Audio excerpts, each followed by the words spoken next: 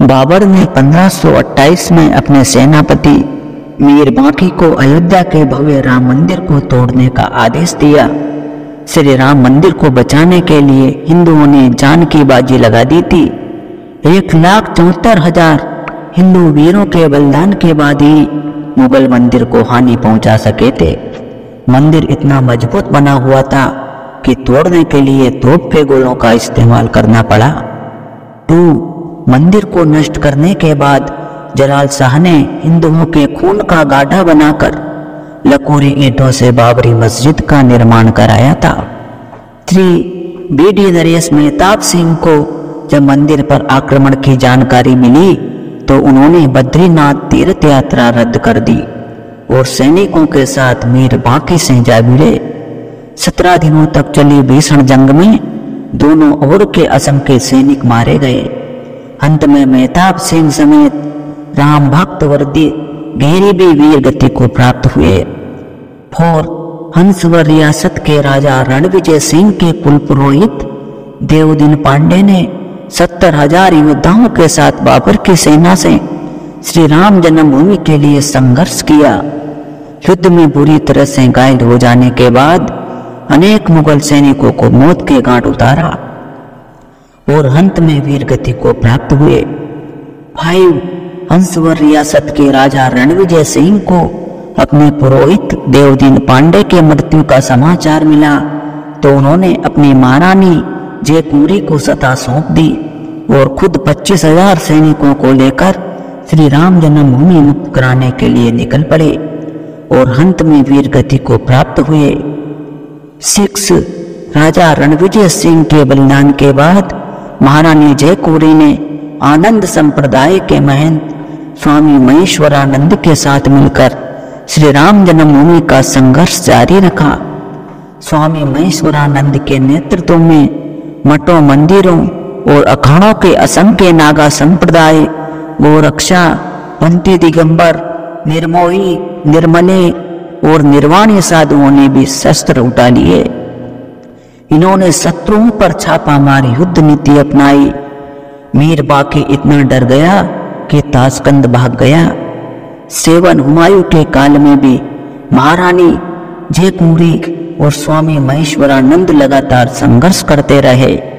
इन्हें 10वें युद्ध में सफलता मिली और श्री राम जन्मभूमि 2-3 सालों तक मुगलों से मुक्त रही। बाद में दोनों योद्धा मुगलों की विशाल सेना से लड़ते हुए वीर गति को प्राप्त हुए। 8. अकबर के समय कोयम्बटूर से आए रामानुजा संप्रदाय के स्वामी बलराम आचार्य ने श्री राम जन्मभूमि को मुक्त कराने के लिए 20 युद्ध लड़े। बाद में बीरबल और टोडरमल की सलाह पर अकबर ने वहां एक छोटा मंदिर बनाने की अनुमति दे दी। शाहजहां के काल तक उस मंदिर में निर्विघ्न पूजा होती रही। 990 वर्ष निर्विघ्न पूजा होने के बाद औरंगजेब ने अपने सिपसलार जाबाज खान को सेना समेत मंदिर नष्ट करने भेजा। अयोध्या के अहिल्या घाट पर परशुराम मठ बना था। वहां बाबा वैष्णवदास रहते थे। उनके साथ चिमटाधारी साधुओं की एक विशाल शिष्य मंडली थी। इन्होंने चिमटों और त्रिशूलों के साथ मंदिर की रक्षा करी और जाबाज खान को उल्टे पांव भागना पड़ा। 10. औरंगजेब ने दूसरी बार सैयद हसन अली को विशाल सेना के साथ मंदिर नष्ट करने भेजा।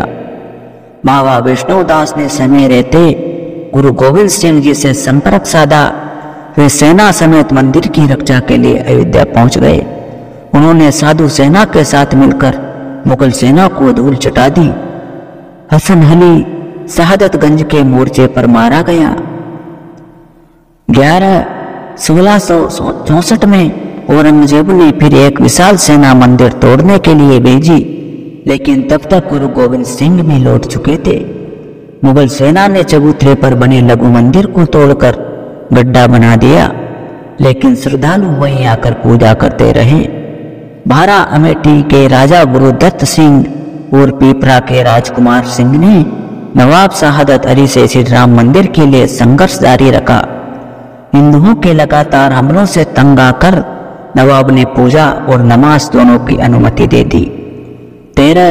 आज़ादी से पहले एक अंग्रेज सिपाही अब्दुल बरकत ने फैजाबाद जिलाधीश के नायर के सामने बयान दिया कि 22-23 दिसंबर 1941 की रात करीब 2 बजे उसने मस्जिद के अंदर हल्की रोशनी देखी जो बाद में सुनहरी हो गई।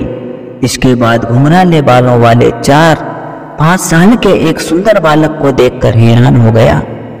थोड़ी देर बाद देखता है कि मुख्य द्वार का ताला टूटा हुआ है और मस्जिद में हिंदुओं की भीड़ एक सिंहासन पर मूर्ति रखकर पूजा कर रही है।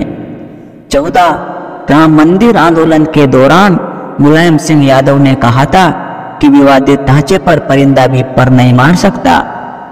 30,000 से ज्यादा सुरक्षाकर्मी अयोध्या में तैनात कर दिए, लेकिन कोलकाता के कोठारी बंधुओं ने मुलायम सिंह के दावे की हवा निकाल दी है। 23 साल के राम कुमार कोठारी और 20 साल के शरद कोठारी राम मंदिर के प्रति इतने समर्पित थे कि 200 किलोमीटर का रास्ता उन्होंने पैदल ही तय किया था, क्योंकि अयोध्या पहुंचने वाले सभी साधन रोक दिए गए थे। 30 अक्टूबर 1990 से विवादित ढांचे पर सबसे पहले चढ़ने वाला युवक शरद कोठारी था। फिर बड़ा भाई राम कुमार कोठारी भी ढांचे पर चढ़ गया और भगवान ध्वज लहरा दिया। श्री राम जन्मभूमि के लिए हिंदुओं ने 78 युद्ध लड़े थे, जिनमें 3,50,000 से ज्यादा हिंदुओं ने अपने प्राणों की आहुति दी थी। 5 अगस्त 2020 को प्रधानमंत्री नरेंद्र मोदी ने श्री राम जन्मभूमि पर राम मंदिर के लिए शिलान्यास किया था। इसके साथ भव्य श्री राम मंदिर की नींव पड़ गई थी। 500 साल तक हिंदू समाज के सतत संघर्ष के बाद आज अयोध्या में प्रभु श्री राम भव्य मंदिर में विराजमान हुए हैं। वीडियो को लाइक करके कमेंट में लिखो जय जय श्री राम।